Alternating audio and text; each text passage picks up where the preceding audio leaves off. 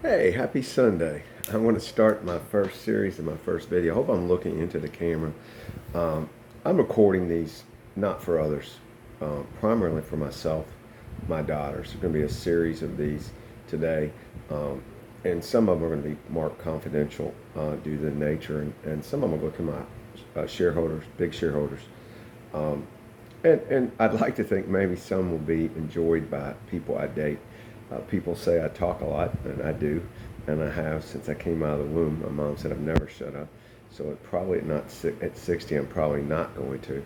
And in this dating world, in the last 60 or the last 10 years, uh, because my history is so unique, my desires are unique. I'm unique. I'm not saying that in any kind of egotistical way. I'm just one of a kind, and um, uh, I've told the self I feel an obligation to explain, and so then that causes me to talk a lot and probably tell more than I need to via the link to the videos.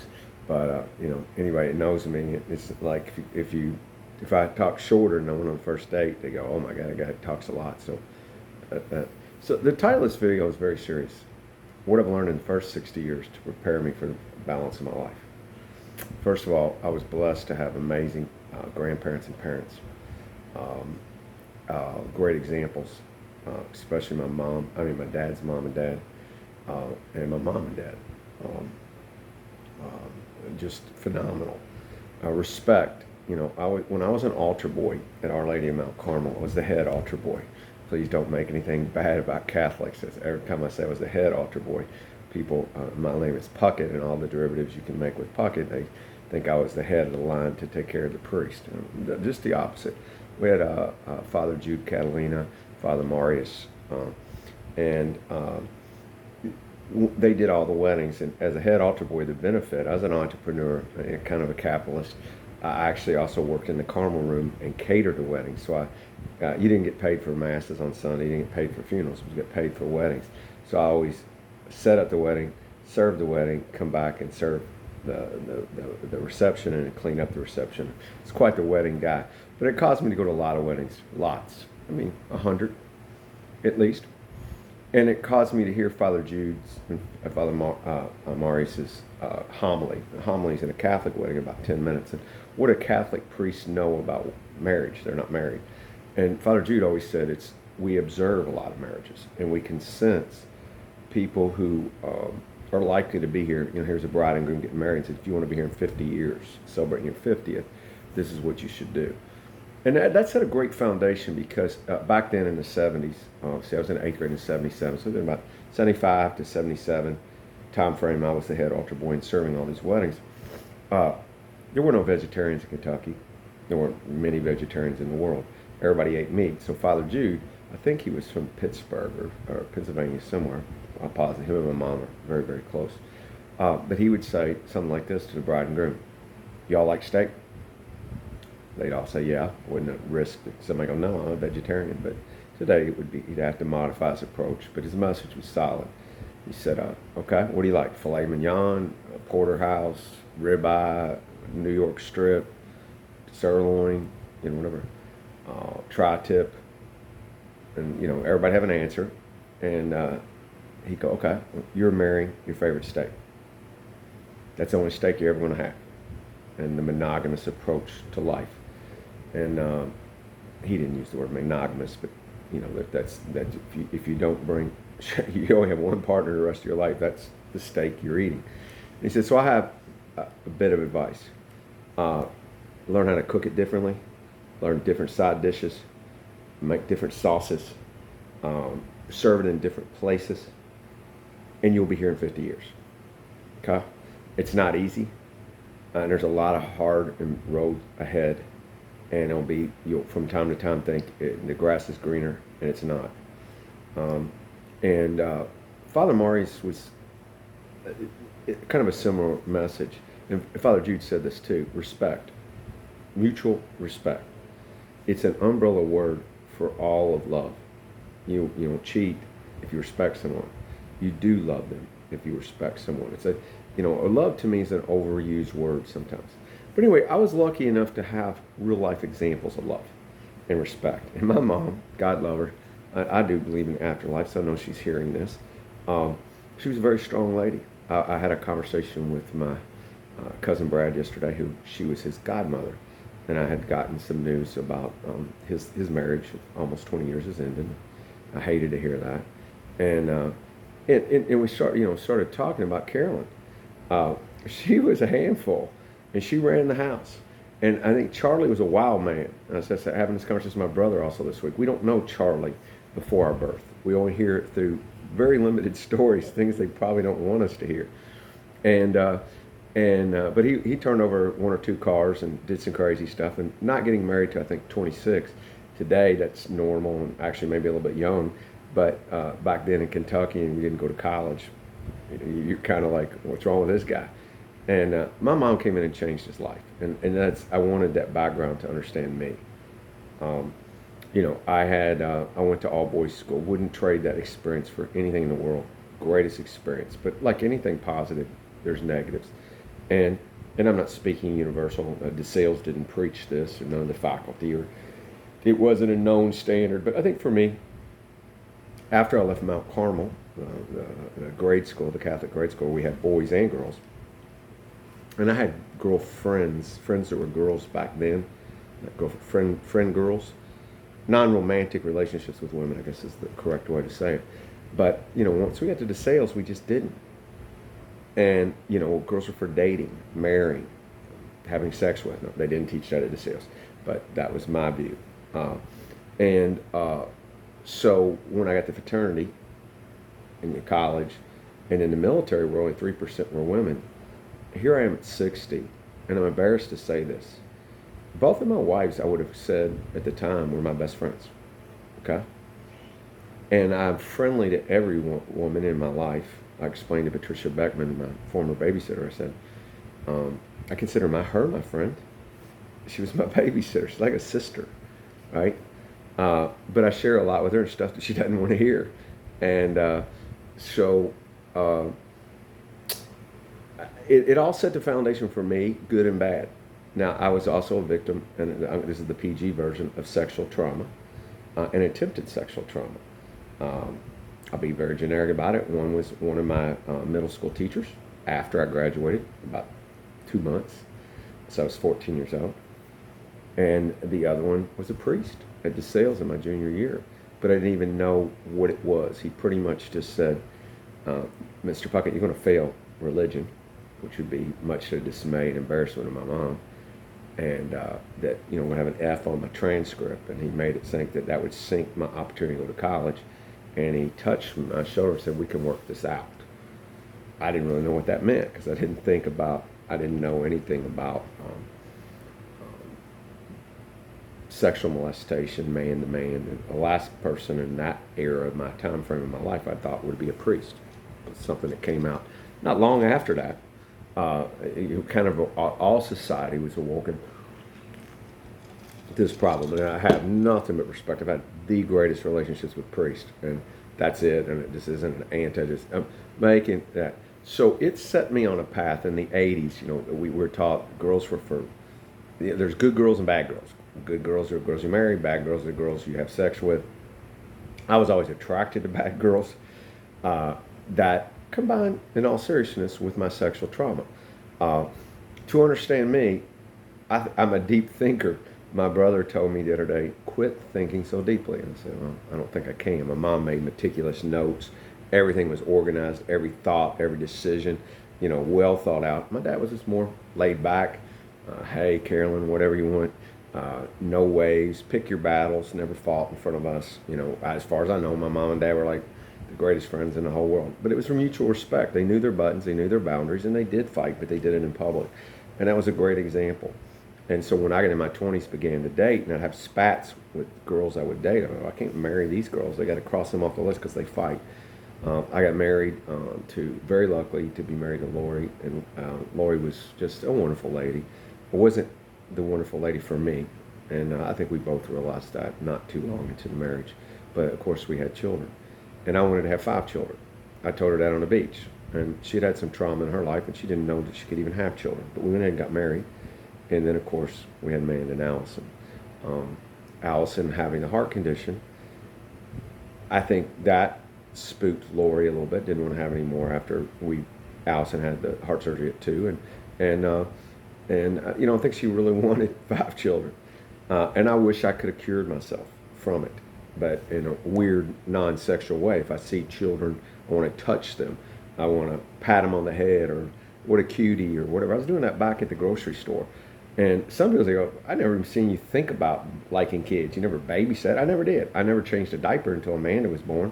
I didn't know what to do. Okay, and then as I said to my brother this week, and I've said this a lot, when in 1993 when we learned Amanda was coming, was conceived, I think the majority of my family and friends said, "Oh shit, Dave's a good guy, overall good young man, but he's not a parenter type." And these poor kids are going to grow up, because he's not going to quit partying and womanizing and doing all that. I was far from perfect, but I was far better than anybody thought I would be. And I take credit for that. And that formed me. Now, I don't take credit for it. I take the foundation from my grandparents and my parents. Now, I didn't talk about my other grandmother and grandfather. My other grandfather was a wonderful man. I didn't get a chance to know him super well. But what I do remember around him, he was amazing. Divorced. I never seen him with a woman. My grandmother and grandfather divorced, or separated and divorced when my mom was 2. So of course I was, never seen it. To my knowledge, I don't know. I don't know if my grandfather ever dated again. He worked on the railroad with his brothers. He had a '69 Camaro. He's a real cool grandpa. Bought M&Ms, but all the time, peanut M&Ms up in the counter. And but my grandmother, again, my mom's mom, good intentions, but she had borderline personality disorder. I know now, and she was an alcoholic at earlier part of her life. And she had 2 children, my uncle and my mom. And at 2, she left my mom, and then she had 2 more boys, Jimmy and Chuck. She left them about the same age. So she had 4 children and didn't raise them. And that's indicative of borderline and alcoholism. I'll tell you why in a little bit as I go through this journey. But I married Lori, and God love her, and she'd never even been to Florida before. I don't even think she wanted to have children, even though she thought there was a possibility because of the trauma she couldn't. But we had them, and it changed. Like, we were going to go back to Hawaii when we came here. We were never going to stay in Florida. And why did I come back to the mainland? Again, what have I learned? A lady I dated in Hawaii said to me, "Are you ever going to have children?" I said, "Yeah." She goes, "How often do your parents come to Florida?" Hawaii. I go, "This is the first time. I've been there 5 years, maybe 6 years. First time they'd ever come." She said, "Are they going to come every year?" And I go, "I don't think every year, maybe every other year." She goes, "Do you go home every year?" I said, "Yeah, at least once a year at Derby and funerals and weddings." And she said, if we were to get together, she and I were to have children, and if they only come every other year and I only go home once a year, I may only see my parents 30 more times than my whole life. And my grandparents were, I was with my grandparents pretty much almost every weekend or very regularly. I spent summers on the farm with them, kind of co-lived with them. So it spooked me and got me back to Florida. But guess what? We see my mom and dad 3 or 4 times a year. So it was never like that. Once you move out of your zip code the way I did, most of my cousins in Hardin County, it's where the Catholic side of my family is they live in the same couple of zip codes. My brother moved a few zip codes away from my mom and dad, but still lived in Louisville. I'm proud to be from Louisville. I don't know what it is. We all have spirits, but there was something about the ocean. There's something about the weather. The first time I came to Treasure Island, I want to make a whole video about Treasure Island, was in 1973. I was 10. We went to Disney and went to Thunderbird here on Treasure Island. First time I ever seen a beach or a pool. You got to think of the mindset. I'd seen a pool where I had learned how to swim, but it was almost like having a pool right outside your door at the hotel. It was so fancy, and it wasn't even that fancy of a hotel. It was a motel. To me, it was like the Beverly Hillbillies, concrete pond, and I was like, we all love water as kids. And I just, can imagine we just swam all day, went to the beach in the sun, and slept, and mom and dad could have fun. I don't know, I don't remember. But I remember it was the first time I seen live music, other than church. And it affected my life. I went to the K-pot tree. It affected my life. So when it came time for us to get married, and we were going to go back to Hawaii, We're in Kentucky where the wedding was. We came down here to look at law schools, Florida State, Florida, Miami, and Stetson. And Stetson's the oldest law school in Florida. It's based in St. Petersburg. That's how we got here. And we're going to be here for 3 years and we're going to go. And we're still here, and I'm not going to go. And this is home because I've been here longer than anything. I've flirted the last 10 years about moving, but I don't see that happening. I can see myself co-locating. But my two girls, especially my oldest, is not at all like Florida. She didn't even go in the sun. So she says she's not going to have kids at all. And so she's in the Navy, finishing her time there. She'll be getting out in another year and a half or so. And my youngest daughter just moved back to St. Pete. And she's still growing and determining who she's going to be. And so it's time for me to start living. Okay? Now, I learned to enjoy every day as my last. I indulged the heart issue I just had. Yes, I was born with shitty DNA. That's not my word. That was the nurse. She said, Forrest. My nickname is Forrest since I run and walk so much. About 3,000 miles a year the last 25 years. My youngest daughter's turning 27. She was the one who was born with a heart condition.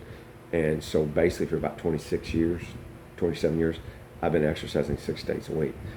First, to be a model for her, but two, to avoid family medical history. And as the lady said, Forrest, you can't run from shitty DNA. But I didn't help myself with my eating habits coming from Kentucky. It's not Kentucky's fault. I left Kentucky in '84.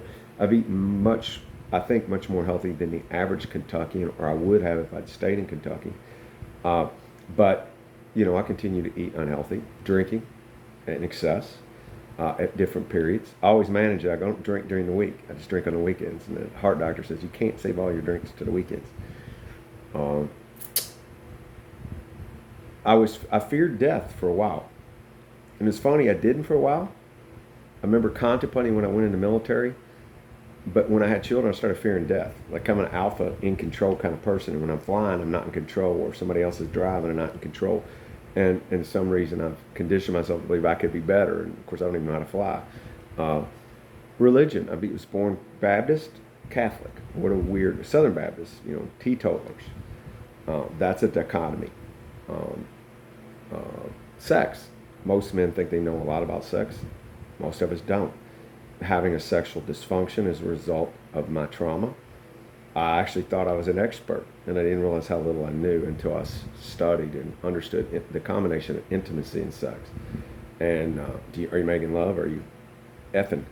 I'm trying to be PG. I'm going to make a couple of videos that I'll be a little more explicit for my daughters, but that. So, I back up just a little bit too, and sorry, the ADHD is a little bit, I got to be honest. When I came to Florida in college, I just said to myself, sitting there at the pool deck one day, why do people work 50 weeks a year to take 1 or 2 weeks at the beach? Why can't I come to the beach and then take 1 or 2 weeks back in Kentucky? And that's what I chose to do, and I don't have any regrets. My life has been amazing. It's been a story. I do plan on writing a book. I don't know to the value of anything, but if future legacy of my family, I don't know. Maybe nobody will read it. I'm going to make an ebook. I'm going to make it written by, or at least the draft written by AI, artificial intelligence. And these outlines and excessive posting the last 10 years since my divorce will help me keep me if I lose my memory like my dad. Now, it's a kind of segue to, we're more current now that I'm 60. Well, you turn the clock back to I was about 21. I thought I had a drinking problem. I actually went to a couple of AA meetings. That's all I was doing was drinking, flunking out of college. So I thought, this is a problem, drinking. No, the problem was I wasn't studying. The other problem was I had ADHD and I couldn't focus. But I got over that, and I developed what's called the 25-25-25 plan. Party like a rock star for 25 years, justifying a couple more years from the 21 age. Have children, calm down, raise them, dedicate myself to them, and make money, nest egg, what you do, build a golden egg or nest egg, whatever you want to call it. Then give back to society for 20 years. Teachers don't make enough money. And, you got to be able to afford to teach, or you live in a poverty kind of thing. So I wanted to do is to give back. Well, next thing I know, I look up, I was 31. And man, it was coming. And I said, oh shit, what happened to the 25-25? So I revised it to 30-30-30. When you're 25-25-25, you only have to live 75 years. And so now I got to live 90. And I look forward to it. And my primary mentor in life, Dr. Becker, I've watched him turn 90. I pretty much met him, I guess, in my 50s, his 50s. Okay? And here I am beyond that today. And he's given me, nobody will ever replace my father. I'm not saying he is my father, but he's sort of a second father. My dad was an amazing, simple man. Like my brother said, quit overthinking. My dad just drank beer, cooked, went fishing, and said, yes, Carolyn. Dr. Becker's like me, a very deep thinker. My brother's a lot like my dad, more so than like my mom. I'm more like my mom, but I have some of my dad in me, and I think my brother has more of my dad in that. That comes from childhood. And when you date, that takes time to learn. Next, dating. I'm not saying I made a mistake. I have no regrets. I was lucky enough to find 2 women to marry me. I debated for 7-8 years that will to have more children, which would cause, my first wife didn't want to have any more children, and it would cause me to get a divorce, which would uproot my children's lives, and scar them in exchange for my selfishness. I remember my first wife saying to me about 3 years before we got a divorce, David, why don't you find somebody that you love, you don't like being alone, and find somebody that'll have children, and go forward. And she says, that's the only reason you're staying with me is you don't want to lose the children. And I said, no, that's not true. The overthinking was, or my thinking was, how am I going to tell Amanda and Allison when they're 24, 25 that I left them to go have these other family because you two weren't good enough? And I couldn't. But then in 2007, I did, and married Shelley, and it was in many ways, from a selfish point of view, I now know the best 7 years for me. And from my view of watching her be a stepmother, and the word stepfather, stepmother usually has negative connotations, although there's some amazing ones. But I think you more often hear bad stories than good. But she was amazing. Was she perfect? No. Is there some scarring in my daughter's lives? Yes. For that, I live with eternal guilt. That wasn't the intent. I want to have more children, and we did it.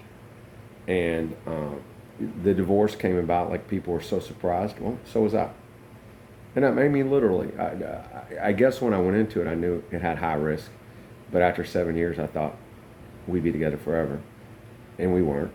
And I put a great post, or I thought it was a great post in 2013. We're getting divorced. People thought it was a joke. David, you don't joke about that. I go, trust me, I'm not. But it's business between Shelley and I. It's nobody's fault. She gave me a wonderful 7 years. She was a wonderful stepmother, and I thank her. And that's still the way I feel. Not this weekend, but on the 6th of July, a week and a half from now, is the 10th year anniversary. And I don't want to erase the last decade because there were some good things in the last decade.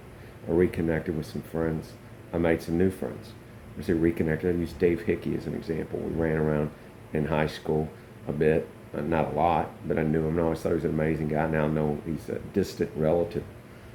Paul Wise, knew him back then.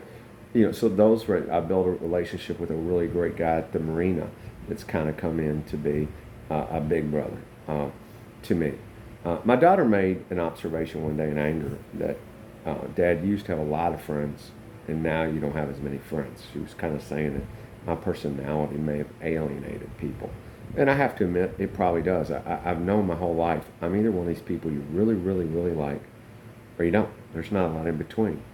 And I guess I should be more in between. But I think as we get older, we just don't really much care. We just got to be true to ourselves. And as long as you're true to yourself and you don't hurt anybody else. And to my, I know I never had the intention or knowingly hurt anyone else, but there's no doubt some of my actions did, especially probably the biggest one would be Lori. And I've apologized to her.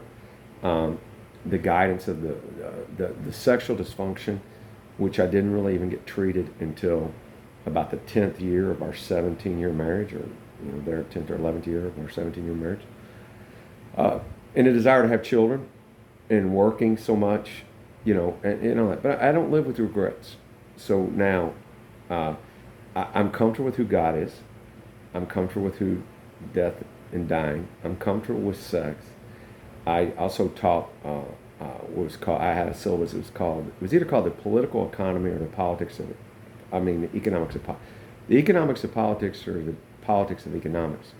But I consider myself somewhat well versed and well read and understand how the world works. And every day I try to get more knowledge. I've tested within a point or two of Mensa. I'm not in the Mensa society, but much like a crack addict, when my brother says, "Don't overthink," it's like I have to feed me, feed me, feed me, and I literally learn something new every day. Okay, I'm different today at 60 than I was at 55. I think I'll be different at 55 65 than I was at 60 or better. I think I'm evolving. It's what happens in a lot of failed marriages is you get married young and one partner grows faster than the other and the other partner just quits growing and still lives kind of in a high school, post-high school mentality and look at life. I like to think I've matured. Again, I did way better as a father than most people thought I'd do. I don't think I did better than I thought I would do. I think I had a higher mark for myself than I did. But I can say to myself, I honestly did all I could do or should do or whatever, or did better than most. Now, what do I want? Or where am I going? Or why am I even making these videos? Well, this family medical history, my brother he lost his hair about the same time my dad did in his 20s. And my brother's a little heavier than I am now, but he doesn't have to a degree yet. He's 3 years younger of the heart thing that I just had. And what part of DNA do you get? Well, my family medical history is terrible. Mom had Addison's disease, inner ear problems, osteoporosis, heart stents because she was a smoker, and died of lung cancer in a very excruciating way. My dad had neuropathy. He had dementia / Alzheimer's. He had Parkinson's. He had stents. He had a catheter the last years of his life, a lot of urinary tract infections, his memory. And he didn't even know who I was at least the last 18 months of his life. I'm not going to die like that. Neil Young sings a song, "It's better to burn out than fade away." I've had that attitude since I watched my grandfather, my dad's dad, who I was so close to, die at 60. My uncle died at 60. My dad had a heart attack at 60. By 70, he was on a rapid decline, even though he lived to 80 or 81, I believe. Maybe even almost 82. My mom died at a really young age. So I've been trying to run from family medical history. I don't want to anybody take me to my doctor's appointments. My daughters have said, date safely so you don't die alone. I've had the most beautiful life in the world. I don't want to die alone. I'd love to be dying holding hands. I'd love to be dying making love. That'd be great, but I guess it's not good for your partner. She's just lost you, and everybody at the funerals go, "What did Dave doing when he died?" "Oh, he died having sex." Well, he sure did love that, but what about her? So it's but I mean, literally a fatal heart attack, an unknown, like just fall over. Like my godfather was helping. I think the way the story was helping his son put in a concrete pad, and probably hadn't been too long since he had a beer. I hope he had a beer in his hand or whatever, but he fell over and he died. I'd rather do that than how some of the people in my family and watch others die. So, it's not that I'm waiting to die. I think the last 30 years are the best years of my life. My final third, it's when I want to give back to society. I want to get this company sold. I want to teach. I want to mediate and arbitrate, help people solve problems. But I want to give back. And if I'm lucky enough to sell this company at a multiple that I'm expecting, then what I want to do is to mentor, like buy a building, rent the bottom 2, 3, 4 floors, and on the top have some conference rooms, some cubicles, meeting rooms, and have mentors, technology entrepreneurs, rent for free, and I mentor them in exchange for a little bit of stock. That's what I'm going to do. And another video will be titled "The Great Loop." So that's 30 minutes.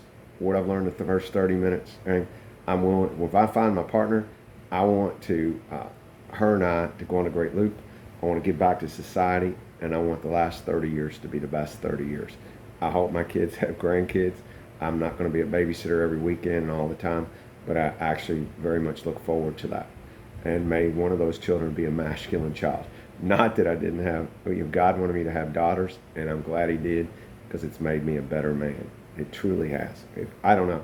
And in conclusion, one part I forgot to say, in the last decade, my daughters are starting to criticize me. My oldest will be 29, so she was 19 when I began to date again.